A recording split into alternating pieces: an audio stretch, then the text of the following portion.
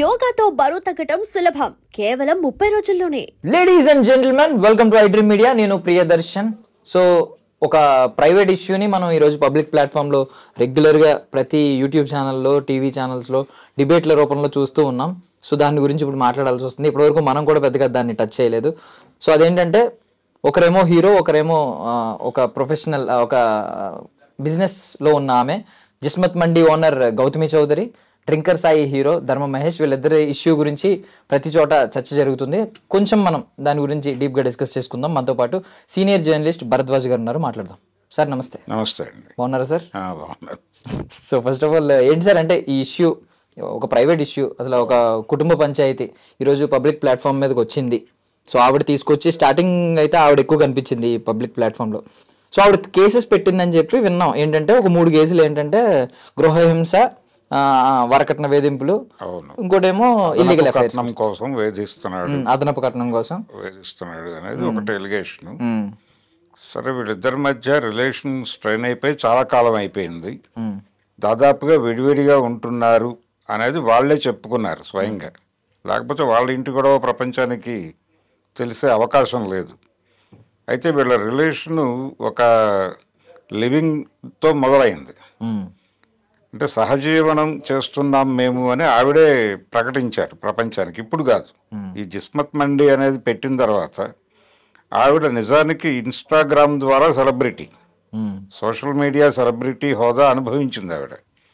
అంటే చాలామంది వాళ్ళల్లో ఉన్నటువంటి హిడెన్ టాలెంట్ని సోషల్ మీడియాలో ఎగ్జిబిట్ చేయడం ద్వారా చాలా అంటే అటెన్షన్ గ్రాప్ చేస్తున్నారు. బాగానే చేయటం ద్వారా వాళ్ళకి అనుకోకుండా ఒక హోదా వచ్చేస్తుంది.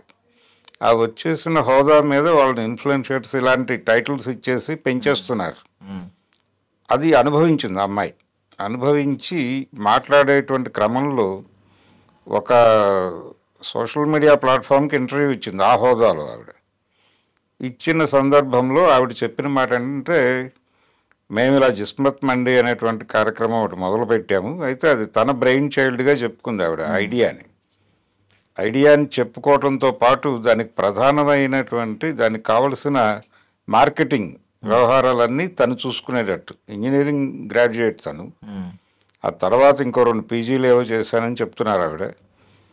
అయితే దీని మార్కెటింగ్కి సంబంధించిన స్ట్రాటజీ డిజైనింగ్తో పాటు ఎగ్జిక్యూషన్ కూడా తను చేస్తాను అని బాధ్యత తీసుకుని అక్కడి నుంచి డ్రైవ్ మొదలుపెట్టినట్టుగా చెప్పింది ఆవిడ. ఈ ప్రయాణంలో తనతో కలిసి నడుస్తున్నటువంటి వ్యక్తి మహేష్ అని చెప్పింది ఆవిడ. అప్పటికి ధర్మ మహేష్గా తెలియదు, మహేష్ అనే చెప్పింది ఆవిడ. ఈ మహేష్ అనే వ్యక్తితో నేను దీనిలో సహజీవనంలో ఉన్నాను అని కూడా ప్రకటించింది. ప్రకటించి ఇది మేబీ ఇది వెడ్లాక్గా మారొచ్చు అని కూడా చెప్పింది. సరే, ఆ ప్రజలందరూ అభినందించారు, అయిపోయింది. ప్రయాణం మొదలైంది. ప్రయాణం మొదలైన తర్వాత ఎక్కడైనా విభేదాలు రావచ్చు. ఏ భార్యాభర్తకైనా విభేదాలు రాకుండా ఉండవు అనేది తప్పు. అంటే ఒక మంత్రం ఏదో చెప్పేశాం కాబట్టి దానికి కమిట్ అయిపోయి అలా ఉంటాం అనేది జరగదు. ఇది ఈ రకమైనటువంటి ఇబ్బంది ఉంటుంది. అంటే 2 మనసులు 2 మెదళ్ళు ఒకేలాగా ఆలోచించవు. కొన్ని సందర్భాల్లో రాజీ పడతారు. అంటే తమ మీద తమకి నమ్మకం లేనప్పుడు తమ మనసు చంపుకుని రాజీ పడతారు. ఆ రాజీ పడ్డ సంసారాలని మనం అద్భుతంగా వీళ్ళు వర్ధిల్లుతున్నారు అనే భ్రమలో ఆశీర్వదించేస్తారు వెళ్ళి. కానీ వాళ్ళు అణచివేతను అనుభవిస్తూ ఉంటారు. ఆ సఫికేషన్ అంతా ఉంటుంది వాళ్ళ మనసుల్లో. అలా లేదు ప్రజెంట్ జనరేషన్. ఆ అమ్మాయి బ్రాటప్ ఎలా పెరిగింది అనే దాన్ని బట్టి ఆ అమ్మాయి ఆలోచన విధానం డిజైన్ అవుతుంది. ఇతని బ్రాటప్, ఇతను ఎక్కడ పుట్టాడు, ఎలా పెరిగాడు, ఏ బ్యాక్ డ్రాప్లో నడిచింది ఇతని ప్రయాణం అనే దాన్ని బట్టి అతని ఆలోచనలు ఉంటాయి. దీన్ని పరిగణనలో తీసుకోవాలి. వాళ్ళిద్దరిని కలిపి ఒక చోట ఉంచినప్పుడు వాళ్ళ అభిప్రాయాలు కలవాలని లేదు, వాళ్ళ ప్రయారిటీస్ ఒకేలాగా ఉండాలని లేదు. అలా లేనప్పుడు విడిపోవడం కోసమే ఒక చట్టం పెట్టారు అక్కడ, విడిపోయే ఇది. నిజానికి పెళ్ళిళ్ళు చేసేటప్పుడే విడిపోయే హక్కుని రిజర్వ్ చేసి వీళ్ళిద్దరినీ కలుపుతున్నామని చెప్పి ఇప్పుడు పైన ఒక ఇది వేస్తారు, ఒక పద్యం వేస్తారు, ఇది శుభలేఖల్లో. అది తీసేసి విడిపోయే హక్కుని రిజర్వ్ చేస్తూ వీళ్ళిద్దరినీ కలిపి ఉంచుతున్నామని వేస్తే సరిపోతుంది. ఏ క్షణమైనా విడిపోవచ్చు ఎవరైనా. కానీ ఇక్కడ వచ్చేసరికి ఆ అమ్మాయికి ఇతనికి కలిపి కొన్ని ఆర్థిక లావాదేవీలు ఉన్నాయి. వీళ్ళిద్దరూ కలిసి లేరు. వీళ్ళ మధ్య విభేదాలు వచ్చినాయి. ఎవరి మానాన వాళ్ళు బతుకుతున్నారు. మధ్యలో ఒక బాబు ఉన్నాడు వీళ్ళకి. ఆ బాబుకు సంబంధించి ఆ బాబుని కూడా సెంటిమెంటల్గా వాడే ప్రయత్నం చేస్తారు ఈ లావాదేవీ తేల్చుకోవటం కోసం. నీ దగ్గర ఉన్నాడా, నా దగ్గర ఉన్నాడా, ఉండాలా, ఎవరి దగ్గర ఉండాలి అంటే గతంలో వాళ్ళు డివోర్స్ కోసం అప్లై చేస్తే భరణం ఇవ్వాల్సి వస్తుంది అనే గొడవతో వీళ్ళు హోల్డ్ చేసేవాళ్ళు. ఈ పంచాయతీ అంతా ఇది బయట పంచాయతీ. అంటే బయట పంచాయతీ జరిగితే వన్ టైం సెటిల్మెంట్ ఏదో జరుగుతుంది. ఒకేసారి కొంత డబ్బులు ఇచ్చేయటం జరుగుతుంది. ఈ మధ్య ఇతను ఈ కేసులోకి శేఖర్ భాష ఇన్వాల్వ్ అయ్యాడు. తను ఒక రకంగా మేల్కొలుపు అనేటువంటి ఒక నినాదంతో నడుస్తున్నాడు ఆయన. అంటే పురుషుల హక్కుల పరిరక్షణ అనేది తన బాధ్యతగా స్వీకరించి ప్రయాణం మొదలుపెట్టాడు. సరే, ఆ మేరకు వాళ్ళు వీళ్ళ మీద పెడుతున్నటువంటి సెక్షన్స్ అన్నీ కూడా మిస్యూజ్ అవుతున్నాయని న్యాయమూర్తులు చెప్పినటువంటి అభిప్రాయాలను కూడా ఆయన అధికారికంగా ప్రకటిస్తూ ఆ మధ్య జంతర్ మంతర్ దగ్గర ఏదో ధర్నా కార్యక్రమం కూడా చేశాడు. ఈ పద్ధతి మార్చాలి, చట్టాలు సవరించాలి అని. అంటే చాలా సందర్భాల్లో మనం ఇప్పుడు దళితుల్ని ప్రొటెక్ట్ చేస్తూ ఎస్సీ ఎస్టీ అట్రాసిటీస్ యాక్ట్ వచ్చింది. దాని మీద కూడా ఇదే విమర్శ ఉంది.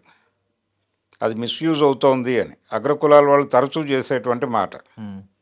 అలాగే ఈ మహిళల్ని ప్రొటెక్ట్ చేస్తూ వాళ్ళ రైట్స్ని ప్రొటెక్ట్ చేస్తూ తీసుకొచ్చిన చట్టాలన్నీ మిస్యూజ్ అవుతున్నాయని ఇలాంటి వాళ్ళు మాట్లాడుతూ ఉంటారు. దీనికి కూడా ఈ ఆర్గ్యుమెంట్కి కూడా మార్కెట్ ఉంది. అలాగే ఆ ఆర్గ్యుమెంట్ చాలా కాలంగా ఉంది కాబట్టి ఆ చట్టాలు తీసుకొచ్చారు. ఇది ఓట్ల కోసం తీసుకొచ్చిన చట్టాలు అని మాట్లాడేవాళ్ళు ఉన్నారు. సరే, అది ఏమైనప్పటికీ సామాజిక సమస్య అది. మహిళలు ఈ దేశంలో ఒక సఫికేషన్కి గురవుతున్నారు కల్చరల్గా అనేది వాస్తవం. ఇప్పటికీ ఇంత అడ్వాన్స్లో ఉన్నప్పటికీ కూడా పురుషాధిక్య సమాజం నడుస్తున్న మాట వాస్తవమే. కొన్ని చెదురుమదురు సంఘటనల్లో వాళ్ళు అంటే సమాజంలో ఒక వైలెన్స్ పెరిగింది. ఈ వైలెన్స్ పెరగటం వెనకాల మార్కెట్ ఎకానమీ రోల్ ఉంది. ఎవరు ఇంకోరితో కలిసి లేరు. కంపార్ట్మెంటాలిటీ అనేది వచ్చింది ఇప్పుడు. ఎవరి కంపార్ట్మెంట్లో వాళ్ళు ఉంటున్నారు. ఒకే ఇంట్లో భార్య భర్త కొడుకు ఉన్నప్పటికీ భార్య కంపార్ట్మెంట్లో భార్య ఉంటుంది, భర్త కంపార్ట్మెంట్లో భర్త ఉంటాడు, కొడుకు కంపార్ట్మెంట్లో కొడుకు ఉంటాడు. అందుకే మనకి 4 BHKలు 5 BHKలు BHKల సంఖ్య పెరుగుతోంది. ఇది పెరగటం వెనకాల కంపార్ట్మెంటాలిటీ ఉంది. ఎవరి కంపార్ట్మెంట్లో వాళ్ళు ఉన్నప్పుడు వాళ్ళ కష్టాలు పక్కోడికి చెప్పుకోవడానికి ఇష్టపడలేదు. వాళ్ళ సమస్యలు చెప్పుకోవడానికి ఇష్టపడలేదు. ఎవరి బబుల్ వాళ్ళే పేల్చేసుకుంటున్నారు. ఈ ప్రాసెస్లో ఆత్మహత్యలు పెరిగినాయి. ఒకళ్ళ మీద ఒకళ్ళు దాడులు చేసుకోవడం పెరిగింది. తల్లుల్ని చంపుతున్న పిల్లల్ని చూస్తున్నాం, పిల్లల్ని చంపుతున్న తల్లుల్ని చూస్తున్నాం. గందరగోళంగా తయారైపోయింది రిలేషన్. అన్ని రిలేషన్స్ ఇలాగే ఉన్నాయి. ఈ ప్రాసెస్లోనే ఈ గొడవ కూడా జరుగుతోంది. ఏది జిస్మత్ మండి బ్యాచ్. అతనేమో హీరో, అతని తాలూకా ఒక సెలబ్రిటీ హోదా అతనికి ఉంది. ఈఎంఐకి కూడా సెలబ్రిటీ హోదా ఉంది ఈక్వల్గా. అలాగే ఒక బిజినెస్ని రైజ్ చేయటంలో తన రోల్ ఉంది. సో ఇప్పుడు ఆ అమ్మాయి విడిపోవటానికి సంబంధించి ఒక వన్ టైం సెటిల్మెంట్ అడుగుతోంది. ఈ వన్ టైం సెటిల్మెంట్ అడుగుతున్న సందర్భంలో ఇప్పుడు శేఖర్ భాష లాంటి వాళ్ళు ఒక పాయింట్ తీసుకొస్తున్నారు. వాళ్ళు ఏమంటారంటే ఒక అమ్మాయి ఎవరో ఇలాగే వన్ టైం సెటిల్మెంట్లు చేసి ఒక భర్త దగ్గర నుంచి కొంత అమౌంట్ తీసుకుని ఇతను వదిలిపెట్టేసి ఇంకెవరినో పెళ్లి చేసుకుని వాడిని కూడా ఇలాగే రోడ్డును లాగి అక్కడ కొంత డబ్బులు లాగి ఇలా 7-8 పెళ్లిళ్ళు చేసుకోవడం ద్వారా చాలా కోట్ల రూపాయలు ఆర్జించను అని ఒక కేసు గురించి ఆయన ప్రస్తావిస్తున్నాడు. అది నిజమే కావచ్చు, కానీ ఎగ్జంప్షనల్ అలాంటివి ఉంటాయి, ఉండవని అంటలేదు. ప్రపంచంలో అది కూడా ఉంటుంది. వీళ్ళు చేస్తారు, వాళ్ళు చేస్తారు, ఎవరైనా చేస్తారు. ఇద్దరు కలిసి ఉండాలి అనేటువంటి ఒక నైతిక బెత్తంతో అమ్మాయి మీద దాడి చేస్తున్నారు. అంటే ఆ అమ్మాయి కొంత అంటే తనదైన పద్ధతిలో ఆ అమ్మాయి మీద కొన్ని ఎలిగేషన్స్ చేస్తున్నారు లైంగికపరమైనటువంటి పద్ధతులు. ఆ అమ్మాయి ఇతని మీద చేస్తోంది, ఇతను బయట తిరుగుతున్నాడు అని. ఈ ప్రయాణంలో చాలామంది పేర్లు తీసుకొచ్చి వాడేసుకుంటున్నారు. ఇప్పుడు ఆ బిగ్ బాస్ షోలో ఉన్నటువంటి అమ్మాయి ఈ రోలింగ్లోకి వచ్చింది, వీళ్ళ ట్రాల్లోకి వచ్చింది. అలాగే ఈ TV5లో పనిచేస్తున్నటువంటి పెద్ద మనిషి కూడా దీనిలోకి వచ్చేసాడు. ఆయన కూడా సర్క్యులేషన్లో ఉన్నాడు ఇప్పుడు. ఇలా ఎవరి పద్ధతుల్లో వాళ్ళు కొన్ని పేర్లు పట్టుకొచ్చేసి మాట్లాడేసుకుంటున్నారు. వాళ్ళిద్దరి మధ్య ఉన్నటువంటి సమస్యని ప్రపంచ సమస్యగా మార్చే ప్రయత్నం చేస్తున్నారు. ఈ ప్రపంచ సమస్య కాదది. ఈ జనరేషన్‌లో నడుస్తున్నటువంటి ధోరణే అది. ఆ అమ్మాయి విడిపోవాలి అనుకుంటోంది. చాలా ఓపెన్‌గా ఒక ఆఫర్ చెప్పేసింది. బాబు 10,00,00,000 కావలెను అని. ఈ 10,00,00,000 ప్లస్ తన బ్రెయిన్ చైల్డ్ అని తను క్లెయిమ్ చేసుకుంటున్నటువంటి ఆ జిస్మత్ మార్ట్‌కి సంబంధించినటువంటి మండీకి సంబంధించి ఆవిడ మొత్తం క్లెయిమ్ చేసుకుంది ఒక దశలో. ఆ తర్వాత ఏదో కొన్ని అవుట్‌లెట్లు తనకిచ్చేటట్టు కూడా ఆవిడ ఒక మాట మాట్లాడింది. అలాగే కూర్చోబెట్టి బేరం మాట్లాడితే మేబీ ఆ 10,00,00,000లో కూడా ఏదైనా తగ్గొచ్చు. అయితే ప్రధానంగా ఇక్కడ పురుషుల వైపు నుంచి జరుగుతున్న దారుణం ఏంటంటే, మగపిల్లల వైపు నుంచి వీళ్ళు అతిగా సాంప్రదాయంగా బిహేవ్ చేస్తున్నారు. ఆడపిల్లల మీద నెపం వేసి వీళ్ళు మరీ అతి సాంప్రదాయంగా మాట్లాడుతున్నారు. ఎందుకు మాట్లాడుతున్నారు అంటే, ఆడపిల్లలు చాలా చూజీగా తయారైపోయారు. ఈ మధ్యకాలం దాదాపు ఒక 25 ఏళ్ల నుంచి నడుస్తోంది ఈ ట్రెండ్. అంటే వాళ్ళు ఎవరిని పడితే వాళ్ళని పెళ్లి చేసుకోవడానికి కూడా సిద్ధంగా లేరు. ఎవరితో పడితే వాళ్ళతో కలిసి ఉండడానికి కూడా సిద్ధంగా లేరు. వాళ్ళు చాలా చూజీగా ఉన్నారు. ఈ చూజీగా ఉండటం వలన పెళ్లి కాని మగపిల్లల సంఖ్య పెరిగింది ఆల్రెడీ.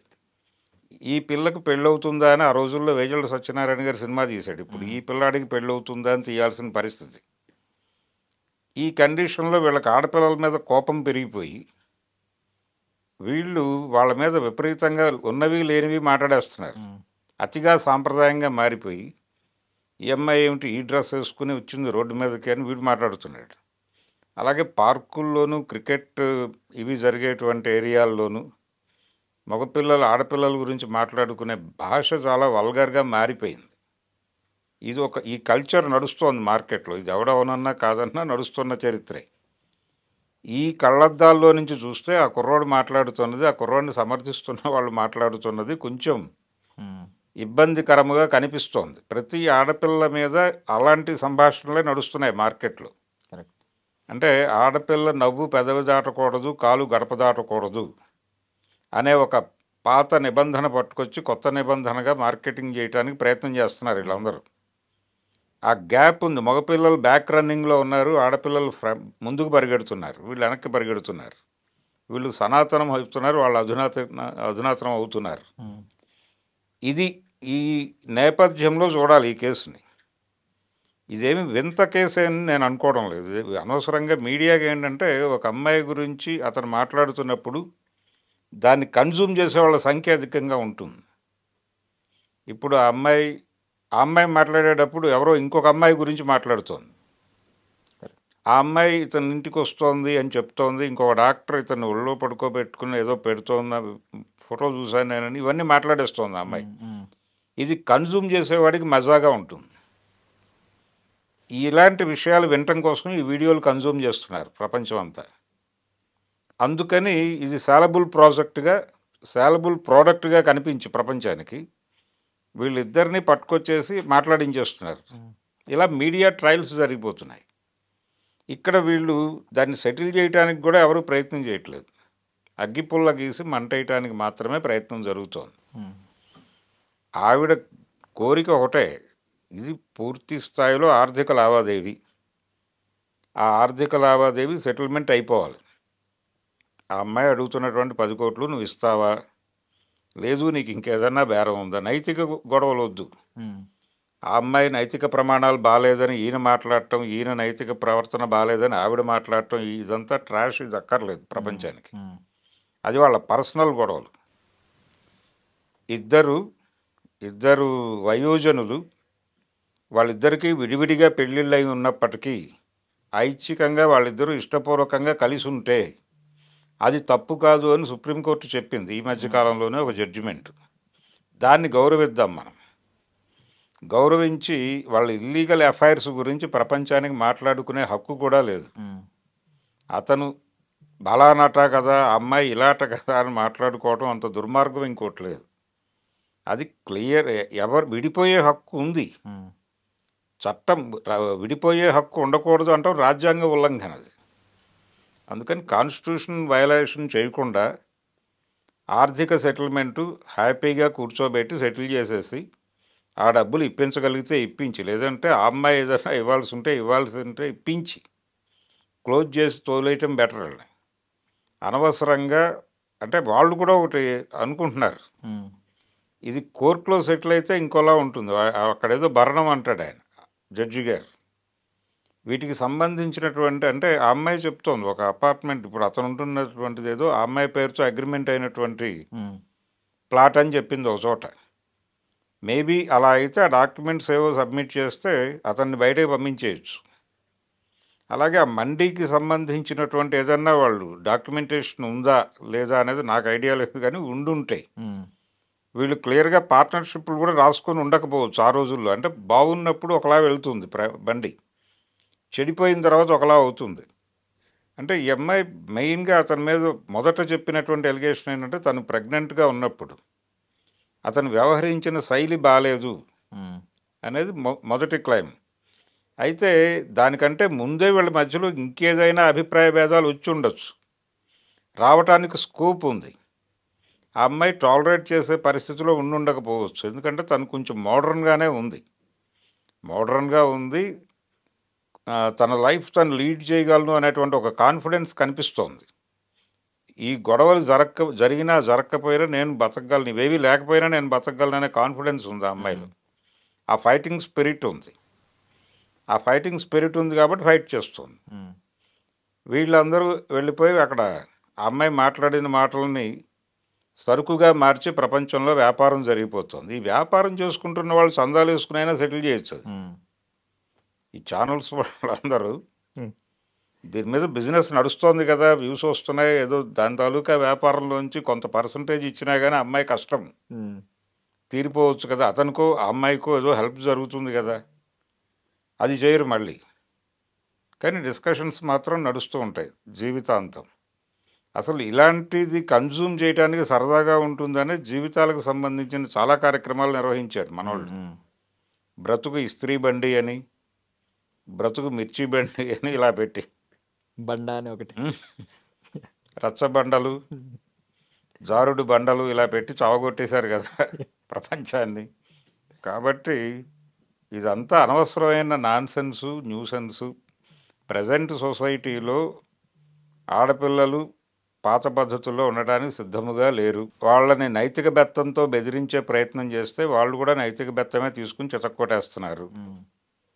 ఇది అర్థం అంటే ఏ మనిషికైనా ఇంకొక మనిషితో కలిసి ఉండాలనే రూల్ ఏం లేదు. విడిపోవాలి అనుకున్నప్పుడు గౌరవించి వదిలేయటం మంచిది అని. అంటే ఆత్రేయ గారు ఎప్పుడో చాలా పురాతన కాలంలో ఒక పాటలో చెప్పాడు, అడిగేందుకు నీకున్నది మమకారం, విడిపోయేందుకు తనకున్నది అధికారం అని రాశాడు ఒక పాటలో ఆయన. అంటే ఇద్దరు లవర్సు, ఆ అబ్బాయి ఇంకెవరినో ప్రేమిస్తున్నాడు అనే విషయం హీరోయిన్కి తెలిసి ఆ అమ్మాయి మనసు పాడుకునే పాట అది. ఆ మనసు పాటలో కూడా ఆయన అద్భుతమైన ప్రయోగం చేశాడు. అడిగేందుకు నీకు మమకారం ఉండొచ్చు, తప్పులేదు, కానీ విడిపోయే హక్కు వాడిదే. ఎందుకు వాడిది?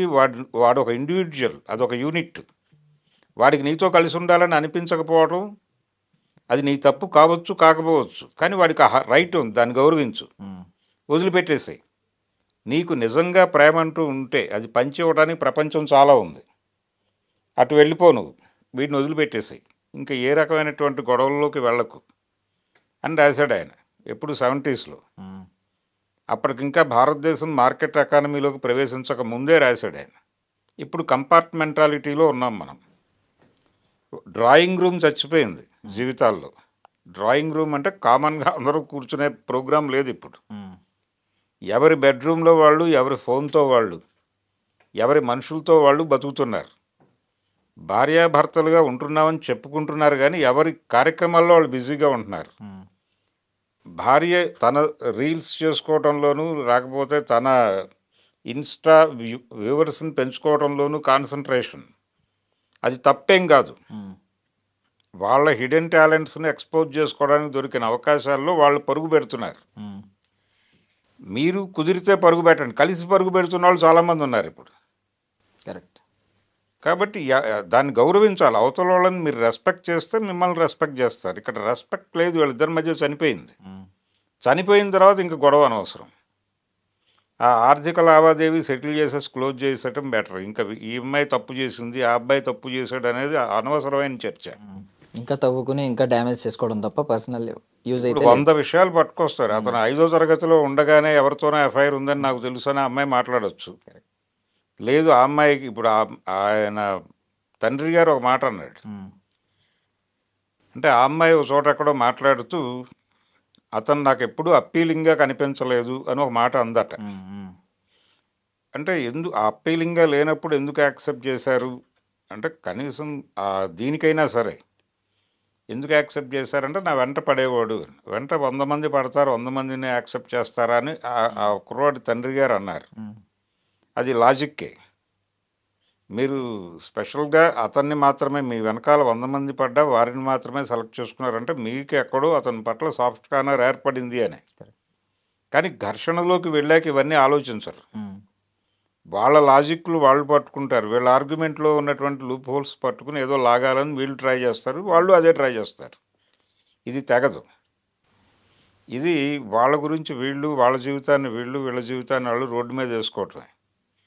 ప్రైవసీ ఉంది, పర్సనల్ ప్రైవసీలను గౌరవించాలి అనేటువంటి కనీసపు మర్యాదలు కూడా కోల్పోయి విచక్షణ రహితంగా బిహేవ్ చేస్తున్నారు. వాళ్ళు అలా బిహేవ్ చేయటానికి వీళ్ళందరూ దోహదం చేస్తున్నారు. కాబట్టి ముందు కనీసం గవర్నమెంట్ అయినా ఇన్వాల్వ్ అయ్యి గోల ఆపితే మంచిదని నేను అనుకుంటున్నాను.